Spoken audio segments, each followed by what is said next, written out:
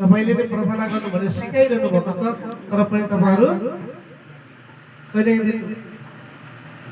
आउनुहुन्छ र चङ्गाई गर्नको भन्दाखेरि तपाईँ आफै गर्नु न भनेर भन्दाखेरि किनकि उहाँद्वारा परमेश्वरले खुद प्र्याक्टिकल गर्नको लागि तपाईँले बताउँदै हुनुहुन्छ अगाडि बढाउँदै हुनुहुन्छ त्यो कुरा मनन गर्नु पर्यो तपाईँ मनन गर्नु न अनि अगाले यस्तो भने मुखले चाहिँ मेरो अगुवा भने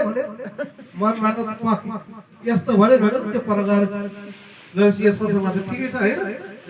ससमा सबैजना बस्नु भन्छ नि मिलेर अनि बाटोमा गएपछि यस्तो छुटेर 3 जनाको ग्रुप हुन्छ कि 4 जनाको ग्रुप हुन्छ अनि ग्रुपमा यस्तो यस्तो भने नि भने अर्कोले पनि यस्तो यस्तो भने नि भन्यो हैन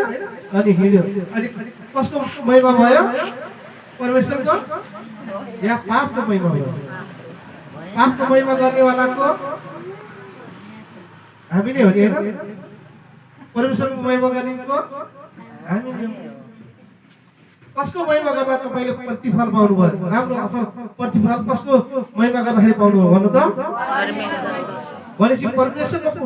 महिमा गर्दाखेरि प्रतिफल पाउनुहुन्छ भने खराब आत्माको प्रतिफल पनि तपाईले पाउनुहुन्छ पाउँछ प्रतिफल पाउँछ नि किन पाउँदैन एकदम उन्नति हुने प्रतिफल पाउनुहुन्छ हो त्यसैले त अनि यहाँबाट जाने बित्तिकै म्यामले यस्तो बताउनु भयो यस्तो गर्नुभयो उस्तो गर्नुभयो भने तपाईले जसरी बोल्दै जानुहुन्छ निन्दा गर्दै जानुहुन्छ पापले तपाईको जीवनमा नासित गर्दै जान्छ जुन तपाई पहिलाको जीवन थियो त्यही जीवन भन्दा नि अझै खतरनाक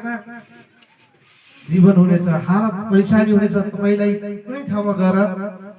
उन्नति हुने छैन प्रगति हुने छैन तपाई खुद नासित हुनेछ त्यसैले भय मानेर चल्नु